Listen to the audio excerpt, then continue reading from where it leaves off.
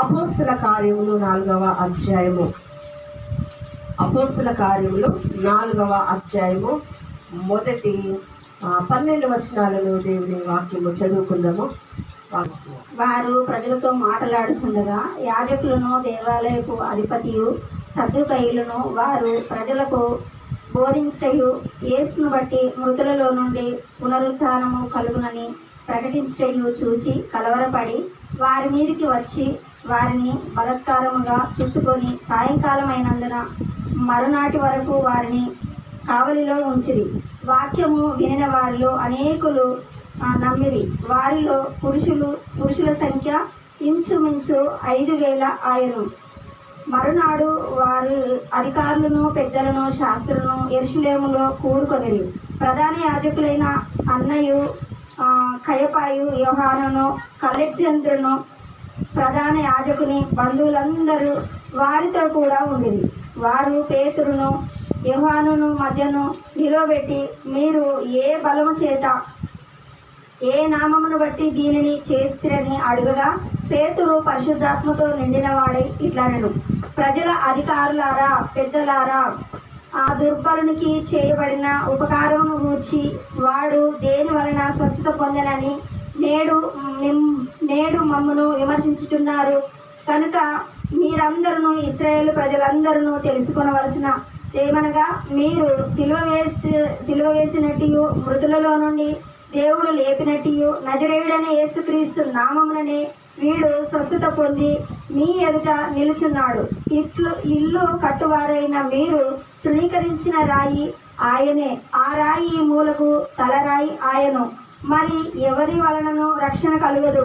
ఈ నామమునే మనము రక్షణ పొందవలనని కానీ ఆకాశము క్రింద మనుషులలో ఇయ్యబడిన మరి ఏ నామమున రక్షణ పొందలేము అనెను. ఆమేన్. ఇక్కడ మనము పేతురును, యోహానును చూస్తూ ఉన్నాము.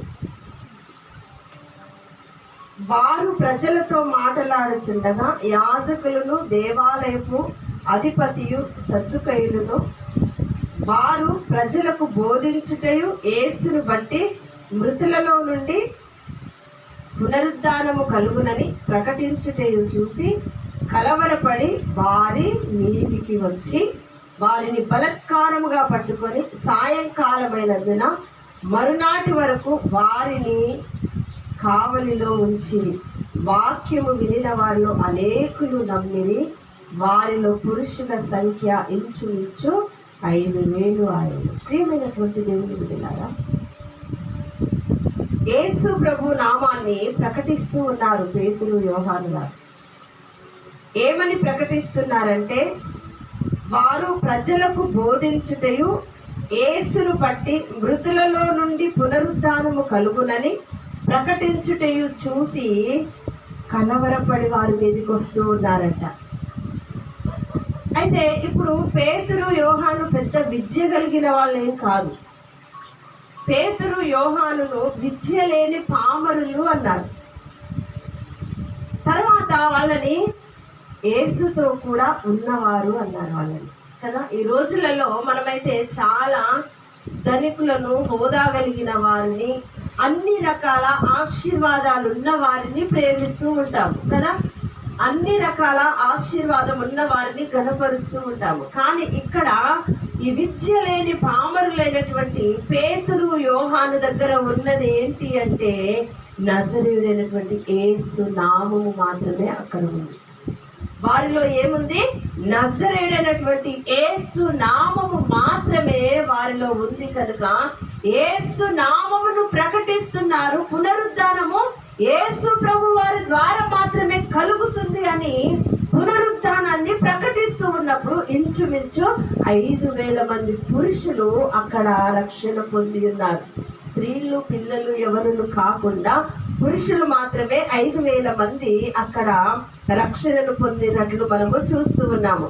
మరునాడు వారి అధికారులను, పెద్దలను, శాస్త్రులను యెరూషలేములో కూడుకొనేది. ప్రధాన యాజకుడైన అన్నయు, కయపయు, యోహానును, అలెగ్జాంద్రును, ప్రధాన యాజకుని బంధువులందరూ వారితో కూడా ఉండిరి. వారు పేతురును, యోహానును మధ్యన నిలబెట్టి, మీరు ఏ బలము చేత ఏ నామమును బట్టి దీన్ని చేసి తిరని అడగగా, పేతురు పరిశుద్ధాత్మతో నిండిన వాడై ఇట్లనెను, ప్రజల అధికారులారా, పెద్దలారా, ఆ దుర్బలునికి చేయబడిన ఉపకారమును గూర్చి వాడు దేని వలన స్వస్థత పొందనని నేడు మమ్మను విమర్శించుచున్నారు గనుక మీరందరూ ఇశ్రాయేలు ప్రజలందరూ తెలుసుకోవలసినది ఏమనగా, మీరు సిలువ వేసినట్టు మృతులలో నుండి దేవుడు లేపినట్టు నజరేయుడైన యేసుక్రీస్తు నామమున వీడు స్వస్థత పొంది మీ ఎదుట నిలుచున్నాడు. ఎవరు ఈ స్వస్థత పొందిన వారు? వాళ్ళందరూ కూడా పేతురు యోహానును బట్టి, యోహానును అధికారుల మధ్యలో నిలబెట్టి, అధిపతుల మధ్యలో నిలబెట్టి, ఏ నామమును బట్టి మీరు ఈ పని చేస్తూ ఉన్నారు, ఏ బలమును బట్టి మీరు ఈ పని చేస్తూ ఉన్నారు? అంతకంటే ముందు అపోస్తల కార్యములు 3వ అధ్యాయం 1వ వచనం, పగలు 3 గంటలకు ప్రార్థనా కాలమున పేతురును యోహానును దేవాలయమునకు ఎక్కి వెళ్ళుచుండగా, పుట్టినది మొదలుకొని కుంటివాడైన ఒక మనుష్యుడు మోసుకొని పోబడుచుండెను. వాడు దేవాలయంలోనికి వెళ్ళు వారిని భిక్షమడుటకు కొందరు ప్రతిదినము వారిని శృంగారమును దేవాలయపు ద్వారమునొద్ద ఉంచుచూ వచ్చిరి. ఎక్కడుంచింది ఆయనని? శృంగారమును దేవాలయం యొద్ద భిక్షమడగడానికి కొందరు తీసుకొని వచ్చి అక్కడ ఉంచినారు. ప్రియమైనటువంటి దేవుని బిడ్డలారా, ఇక్కడ మనము చూసినట్లయితే కొన్ని దేవాలయాల దగ్గర చాలా మంది భిక్షగాళ్ళు ఉంటారు కదా. కాళ్ళు లేని వాళ్ళు, కళ్ళు లేని వాళ్ళు, మాట రాని వారు, ఇంకా రకరకాలుగా చాలా మంది దేవాలయాల దగ్గర కూర్చొని ఎవరు ఏమిస్తారా అని చూస్తూ ఉంటారు. కానీ ఈ శృంగారమన దేవాలయంలో చాలా మంది ఉండొచ్చు, కానీ ఒక్కరి గురించి మాత్రమే పరిశుద్ధ గ్రంథంలో రాయబడినది. అయితే ఇప్పుడు ఆ శృంగారమన దేవాలయం దగ్గరికి ఎవరు వెళ్ళినారంటే, పేతురు యోహాను ప్రార్థనా సమయానికి అక్కడికి వెళ్ళినారు. వెళ్ళినప్పుడు ఆయన వైపు, వారి వైపు ఏమైనా ఇస్తాడేమో అని పేతురు వైపు ఈ భిక్షగాడు అక్కడ కూర్చొని చూస్తూ ఉన్నాడు. చూస్తూ ఉన్నప్పుడు అక్కడ ఏం జరుగుతా ఉందంటే, పేతురు ఆయనను చూసేమంటాడు, వెండి బంగారములు మా యొద్ద లేవు, కానీ మాకు కలిగినది నీకు ఇస్తున్నాను, నజరేయుడైన యేసు నామములో లేచినడుము అన్నాడు. నాకు కలిగినది ఒక్కటే, ఏంటిదంటే నా దగ్గర ఉన్నది సర్వశక్తుని యొక్క నామము. ఆ నామమే నజరేయుడైనటువంటి యేసు నామము. ఆ యేసు నామంలో లేచి నువ్వు నడవమనగానే వాడు లేచి నడుస్తూ ఉన్నాడు. అందును బట్టి అనేకులకు అక్కడ ఉన్నటువంటి వారికి కోపం వచ్చింది. ఏ నామమును బట్టి నువ్వు చేస్తూ ఉన్నావు? ఏ అధికారము వలన చేస్తూ ఉన్నావు? ఎందుకు చేస్తూ ఉన్నారు మీరని ఒక స్వస్థత కలిగితే, ఒక విడుదల కలిగితే ఓర్వలేని జనము, ఒక ఆశీర్వాదము దొరికితే, ఒక దీవెన దొరికితే ఓర్వలేని జనము. అక్కడ భిక్షం అడుగుతూ ఉంటే సంతోషపడ్డారు, కానీ స్వస్థత పొందుకోగానే ఆ దైవజనులను అడుగుతూ ఉన్నారు, ఏ నామమును బట్టి, ఏ అధికారమును బట్టి మీరు వాళ్ళని స్వస్థపరిచారు? ఏ నామాన్ని బట్టి, ఏ అధికారాన్ని బట్టి? అందుకే అన్ని నామముల కంటే ఘనమైన నామము యేసు నామము. గట్టిగా చెప్పండి కదా. అన్ని నామముల కంటే ఉన్నతమైన నామము, నేను తప్ప వేరొక దేవుడు లేడని చెప్పిన దేవుడే మన దేవుడు కనుక నాకు కలిగినది నీకు ఇస్తున్నాను. అదేంటంటే నజరేయుడైన యేసు నామములో నువ్వు లేచినడు. ప్రియమైనటువంటి దేవుని సంగమా, మనం ఏ పరిస్థితిలో ఉన్నా, ఏ స్థితిలో మనము చిక్కుకున్నా, నజరేయుడైన యేసు నామములో లేవాలి. మనం ఉన్న పరిస్థితిలో నుండి, మనం ఎలాంటి పరిస్థితిలో ఉన్నా, మనకు ఎలాంటి స్థితి ఎదురైనా, ఎలాంటి అనారోగ్యమైనా, ఎలాంటి వ్యాధి అయినా, బాధ అయినా, బలహీనత అయినా, అది రోగమైనా, పాపమైనా, శాపమైనా, దాని కట్లు మనం తెంపుకోవాలంటే మనము చూడాలి నజరేయుడైనటువంటి యేసు నామం. మనము కలిగి ఉండాలి నజరేయుడైనటువంటి యేసు నామాన్ని. ఎప్పుడైతే చూడండి అక్కడ ఎంతమంది ఉన్నారో భిక్షగాళ్ళు మనకు తెలియదు, కానీ ఆయనే చూసినాడు దైవజనులను. పేతురు యోహాను వెళ్తుంటే ఆయన చూసినాడు. వెండి బంగారాలు మా యొద్ద లేవు, నజరేయుడైన యేసు నామములో లేచి నడువు అనగానే, లేచి నడువు అనగానే లేచినాడు. నడువు అనగానే నడిచినాడు. దేవుడు కూడా మనమున్న పరిస్థితులను, మనమున్నటువంటి అనేకమైన సమస్యలలో నుండి లేచి నడవమంటాడు. లేచి నడవాలి. మనం ఎటు నడవాలి? లోకంలోకి కాదు నడిచేది, బంధువుల దగ్గరికి కాదు నడిచేది, రక్త సంబంధికుల దగ్గరికి కాదు, తల్లిదండ్రుల దగ్గరికి కాదు, బంధుమిత్రుల దగ్గరికి కాదు. ఎక్కడికి నడవాలి? మన మార్గం ఎక్కడై ఉండాలి? నజరేయుడైనటువంటి యేసు నామం అనే మార్గంలోనికి వెళ్ళాలి. మనం ఎక్కడ విడుదల ఉంది? నజరేయుడైనటువంటి యేసు నామమును దగ్గరనే మనకు విడుదల ఉంది, మనకు స్వస్థత ఉంది, మనకు ఆశీర్వాదం ఉంది, మనకు దీవెన ఉంది. మన కట్లు, మన శాపము ఎక్కడ తెంపబడుతుందంటే మన బంధువుల దగ్గర కాదు. మన శాపము తెంపబడేది మన రక్త సంబంధికుల దగ్గర కాదు. మన శాపము తెంపబడేది మన తల్లిదండ్రుల దగ్గర కాదు. మన శాపము తెంపబడేది మన తోబుట్టువుల దగ్గర కాదు. మన శాపము తెంపబడేది. మన శాపము తెగిపోవాలంటే, మన శాపపు కట్లు ఊడిపోవాలంటే శృంగారమును దేవాలయము దగ్గర ఉన్న భిక్షగాడు చూసినాడు. నజరేయుడైన యేసయ్య నామాన్ని విన్నాడు. మనము కూడా వినాలి నజరేయుడైనటువంటి యేసు నామము. అక్కడ దైవజనులు చెప్పుతున్నారు, లేచి నడువు అంటున్నారు. ఏమంటున్నారు? లేచి నడువు. నాకున్న అధికారం ఒకటే, నజరేయుడైన యేసు నామములో లేచి నడవమనేది. ఆ అధికారాన్ని అక్కడ ఆ దైవజనులు ప్రకటిస్తూ ఉన్నప్పుడు ఆ యొక్క భిక్షగాడు లేచి నడిచినాడు. ప్రియమైనటువంటి దేవుని సంగమా, మనమున్న పరిస్థితులలో నుంచి లేవాలి. ప్రభు కొరకు మనం ప్రకాశించాలి. ప్రభు కొరకు మనం వెలగాలి.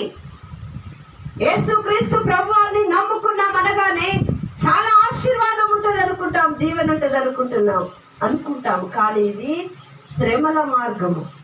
శ్రమలలో సంతోషము, శ్రమలలో ఆనందము, శ్రమలలో జీవము, శ్రమలలో మనకు పునరుద్ధానము, శ్రమలలోనే మనకున్న ఆనందము బహు గొప్పది. మనం అనుకుంటా ఉంటాం, దేవుణ్ణి నమ్మగానే ఇది వచ్చింది, అది వచ్చింది, అది వచ్చింది, అది వచ్చింది అనుకుంటా ఉంటాం. ఏదొచ్చినా నిత్య జీవానికి నడిపించదు. కానీ ఆయనను నమ్ముకుంటే మనము నిత్య జీవ మార్గానికి వారసులమైతాం. ఆయనను నమ్ముకుంటే, ఆయన మాట వింటే, ఆయన ఆజ్ఞ ప్రకారంగా మనం నడుచుకుంటే దేవుడు మనము కోరుకునే ఇస్తాం. లేచి నడవమన్నప్పుడు నడిచినాడు, అందుకే ఆయనకు స్వస్థత కలిగింది. మనల్ని కూడా దేవుడు చాలా సార్లు ఫలానా సమయానికి లేచి ప్రార్థన చేయమంట, మనం చేయం. ఫలానా సమయానికి లేచి మందిరానికి వెళ్ళు అంటారు, మనం వెళ్ళం. ఫలానా సమయంలో ఫలానా వ్యక్తి దగ్గరికి వెళ్ళి సువార్త ప్రకటించు అంటారు, కానీ మనం వెళ్ళం. ఫలానా సమయంలో విజ్ఞాపన ప్రార్థన చెయ్యి అంటారు, కానీ మనం చేయం. తర్వాత మనం ఏమడుగుతాం తెలుసా? ఎందుకు యేసయ్యా నాకే ఇన్ని శ్రమలు? లాస్ట్కు మన ప్రశ్న ఏంటి? ఎందుకు యేసయ్యా నాకే ఇన్ని శ్రమలు? ప్రార్థిస్తున్నాను కదా, పరిశుద్ధ గ్రంథాన్ని చదువుతున్నాను కదా, నాకు సమయం దొరికిన కొలది నేను నిన్ను నీ సన్నిధిలో గడుపుతున్నాను కదా. కానీ విలాప వాక్యంలో మొదటి జామున లేచి నీ పిల్లల కొరకు, నీ పసిపిల్లల కొరకు కుండను కుమ్మరించినట్లు నీ ఆత్మను కుమ్మరించండి. ఎప్పుడు లేవాలి? మొదటి జామున లేచి. కానీ మనము 6 గంటలకు లేచి ప్రార్థన చేస్తే అప్పుడు అన్ని చుట్టుపక్కల అంత డిస్టర్బెన్సే ఉంటుంది కదా. కానీ మనం ఏమంటాం? 6 గంటలకు లేచి ప్రార్థన చేస్తే నా ప్రార్థన ఆలకించవా ప్రభువా అంటాం కదా. కాబట్టి ప్రియమైనటువంటి దేవుని సంగమా, మనము కూడా మనమున్న పరిస్థితులలో నుంచి లేవాలి. లేచి ప్రభు సన్నిధిలో కనిపెట్టాలి. లేచి ప్రభువు సన్నిధిలో మనము కనిపెట్టినప్పుడు దేవుడు మనల్ని ఉన్నత స్థాయిలోనికి తీసుకొని వెళ్తారు. కాబట్టి ఇక్కడ స్వస్థత జరిగిన దానిని బట్టి ఇక్కడ ఎంతమంది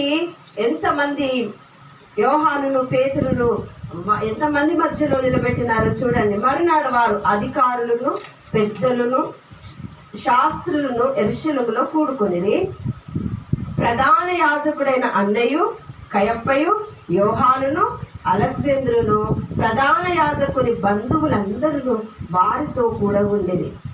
వారు పేతురును యోహానును మధ్యను నిలవబెట్టి ఏ బలము చేత మధ్యను నిలబెట్టి ఏమంటాడు, ఏ బలము చేత ఏ నామమును బట్టి దీనిని చేసి తిరని అడగగా, పేతురు పరిశుద్ధాత్మతో నిండిన వాడై ఇట్లనెను, ప్రజల అధికారులారా, పెద్దలారా, ఆ దుర్బలునికి చేయబడిన ఉపకారమును గూర్చి వాడు దేని వలన స్వస్థత పొందనని నేడు మమ్మల్ని విమర్శించుచున్నారు గనుక మీరందరూ ఇశ్రాయేలు ప్రజలందరూ తెలుసుకొనవలసినదేమనగా, మీరు సిలువ వేయనట్టు మృతులలో నుండి దేవుడు లేపినట్టు నజరేయుడైన యేసు క్రీస్తు నామముననే వీడు స్వస్థత పొంది మీ ఎదుట నిలుచున్నాడు. అంతమందిలో చెప్తున్నాడు. ఏమంటా ఉన్నాడు, ప్రజలారా, పెద్దలారా, అధిపతులారా, అధికారులారా, ఏ నామమును బట్టి మీరు స్వస్థత పొందుతున్నారు, వీడు స్వస్థత పొందుకున్నాడని మీరు అడుగుతున్నారా? ప్రజలారా, ఇశ్రాయేలీలారా, మీరందరూ వినండి, వీడు ఏ నామమును బట్టి దుర్బలుడు స్వస్థత పొందుకున్నాడు మీకు తెలియదా? నజరేయుడైనటువంటి యేసు నామమును బట్టి మాత్రమే ఇక్కడ స్వస్థత కలిగినది. నజరేయుడైనటువంటి యేసు నామమును బట్టి మాత్రమే ఇక్కడ స్వస్థత కలిగినది. ఎంత ధైర్యముగా మనం చెప్పగలుగుతామా? ఒక ప్రశ్న మన అమ్మ మనల్ని వేస్తే, మన దేవుని గురించి ఒక ప్రశ్న మన అమ్మ మనల్ని వేస్తే మనం చెప్పలేము. ఒక ప్రశ్న మన నాన్న మనల్ని వేస్తే మనం చెప్పలేము. ఒక ప్రశ్న ఒక భర్త మాట్లాడుకుంటే మనము చెప్పలేము. దేవుని గురించి మనం సాక్ష్యం ఇవ్వలేము. ఎందుకంటే దేవుణ్ణి ప్రకటించడానికి మనకు భయము, దేవుణ్ణి ప్రకటించడానికి మనకు పిరికితనము కలిగిన వారు పరలోక రాజ్యంలో ప్రవేశింపలేరు. పిరికితనము కలిగిన వారు పరలోక రాజ్యంలో ప్రవేశించలేరు. అందుకే మరి ఏమంటున్నారంటే, మీకు తెలియదా ఆయనకు ఎక్కడ నుండి స్వస్థత వచ్చినదో మీకు తెలియదా అని అడుగుతున్నాడు. అందుకే ప్రజలారా, ఇశ్రాయేలీలారా, అందరూ వినండి. ఈ స్వస్థత ఎలా కలిగినదంటే నజరేయుడైన యేసు నామములో స్వస్థత కలిగినది. గట్టిగా చెప్పండి. ఎంతమంది ఎదుట వారిని బంధించడానికి కావలి ఉన్నారు. ఆ రాత్రి అంతా కూడా కావలి ఉన్నారు పేతురు యోహానును బంధించడానికి, పేతురు యోహానును తప్పు పట్టడానికి, పేతురు యోహానును అవమానించడానికి కావలి ఉన్నారు. కానీ వాళ్ళ ధైర్యము చూడండి. మీకు తెలియదా? నజరేయుడైన యేసు నామములో ఈ స్వస్థత కలిగినది. మీకు తెలియదా? నజరేయుడైన యేసు నామములో ఇక్కడ సంఘము కట్టబడినది. నజరేయుడైన యేసయ్య ఈ సంఘానికి అధికారి. నజరేయుడైనటువంటి యేసు క్రీస్తు నామములో ఈ సంఘము కట్టబడినది. ప్రియమైన దేవుని బిడ్డ, మనం అనుకుంటా ఉంటాము, చిన్నగా చేస్తే ఈ సంఘము నడుస్తుందని. తప్పు. శేఖరన్న చేస్తే ఈ సంఘము నడుస్తుందని అనుకుంటాం. తప్పు. సుధక్క నిలబడితే ఈ సంఘం నడుస్తుంది అనుకుంటున్నాం. తప్పు.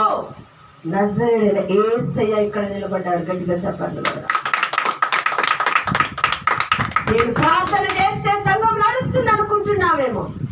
నేను ప్రార్థిస్తే, నేను ఆరాధిస్తే, నేను పాట పాడితే, నేను నిలబడితే సంఘం నడుస్తుందని అనుకుంటున్నామేమో. కాదు ప్రియమైన దేవుని బిడ్డ. ఏ నామంలో నడుస్తుందంటే నజరేయుడైనటువంటి యేసు నామంలో నడుస్తూ ఉంది. ఆ కుంటివాడు ఏ విధంగా అయితే భిక్షమడుటకు కూర్చున్నాడో, ప్రియమైన దేవుని బిడ్డ, ఆత్మలను భిక్షమడుగుతూ ఉన్నాము. మేము ఆత్మలు కావాలని యేసయ్యను అడుగుతూ ఉన్నాము.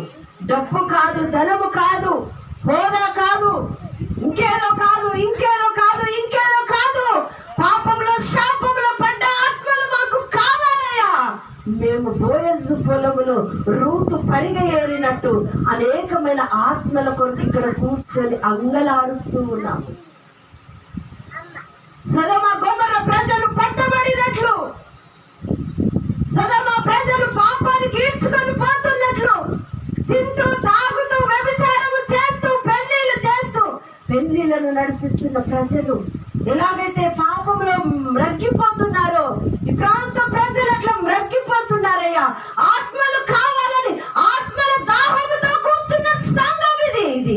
మచ్చ, ముడత, కలంకము, డాగులు పరిశుద్ధాత్ముడు కట్టిన సంఘం ఇది, నా సంఘమును నేను కడతానన్నాడు దేవుడు.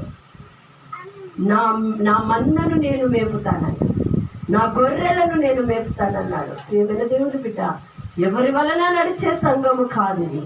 పరిశుద్ధాత్మ దేవుడే ఈ సంఘానికి నాయకుడు, పరిశుద్ధాత్మ దేవుడే ఈ సంఘానికి అధిపతి. మీకు తెలియదా? నజరేయుడైన యేసు నామములో వాడు స్వస్థత పొందినాడని తెలియదా?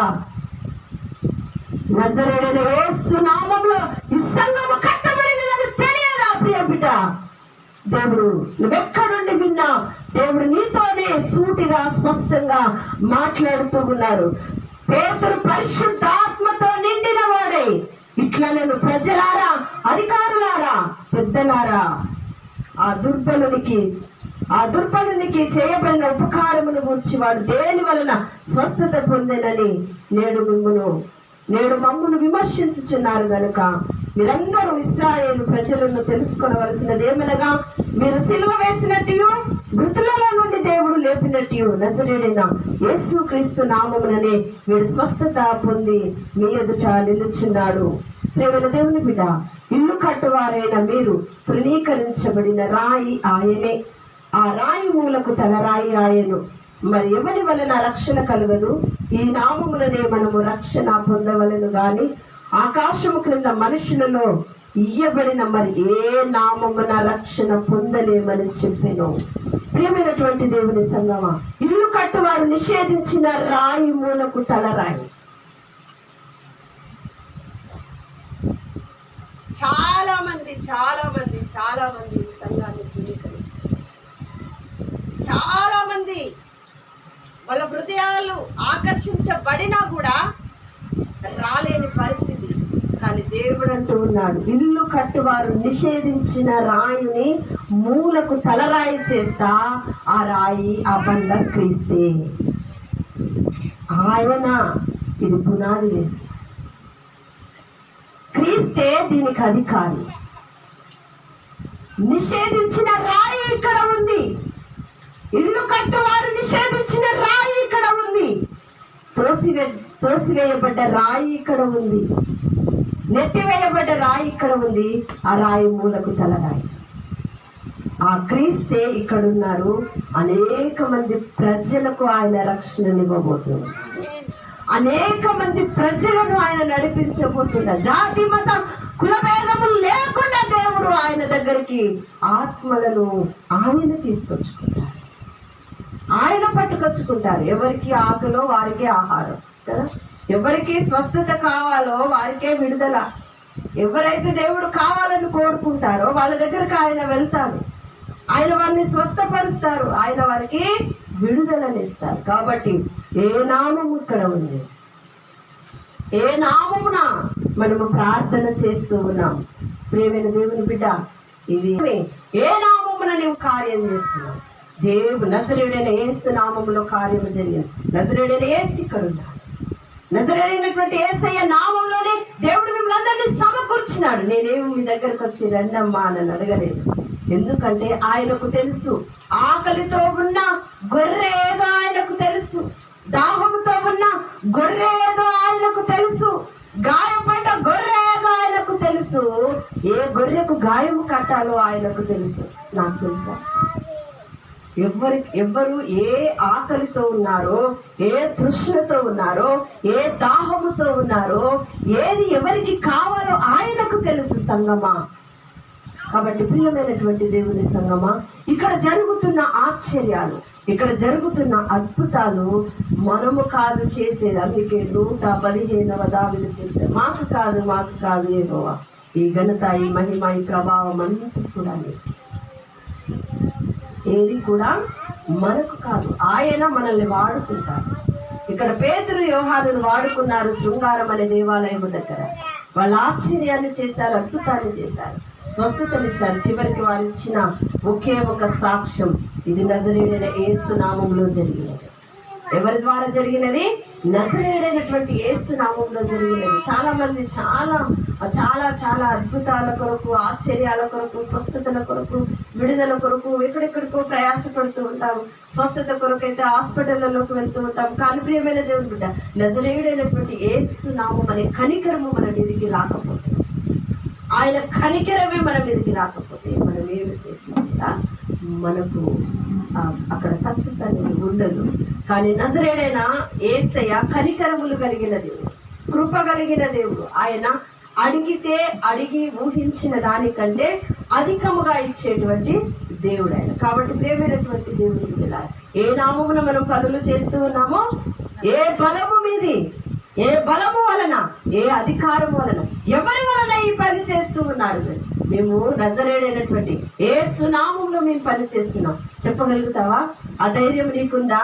ఆ తెగింపు నీకుందా? ఆ జ్ఞానము నీకుందా? అంత నడిపింపు నీకుందా?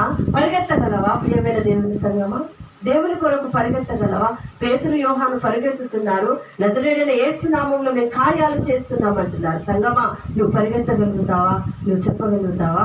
నజరేయుడైన యేసు నామములో నేను చెయ్యగలుగుతున్నానని నువ్వు చెప్పగలిగితే ఇదే నీకు అనుకున్న సమయం, ఇదే రక్షణ దినము. ప్రభువు నీ హృదయాన్ని కోరుకుంటున్న సమయం. కలవరం, అధైర్యము, కన్నీరు, భయము, ఆందోళన సమస్తాన్ని దేవుని సన్నిధిలో విడిచిపెట్టండి. యేసయ్యా, నీ కొరకు నేనున్నానయ్యా. నీ నామమును ప్రకటించడానికి నేనున్నాను ప్రభువా. వెండి బంగారంలో నా యొద్ద లేవు, నాకు కలిగినది నజరేయుడైన యేసు నామము. ఆ నామాన్ని ప్రకటించడానికి, అనేకులకు విడుదల ఇవ్వడానికి నేనున్నాను ప్రభువా అని సిద్ధపరచబడిన వాళ్ళమందరము మోకరించుదాం, ప్రార్థన చేసుకుందాం. దేవుడి మాటలు మన వెనుకలను దీవించి ఆశీర్వదించి ముద్రించును గాక.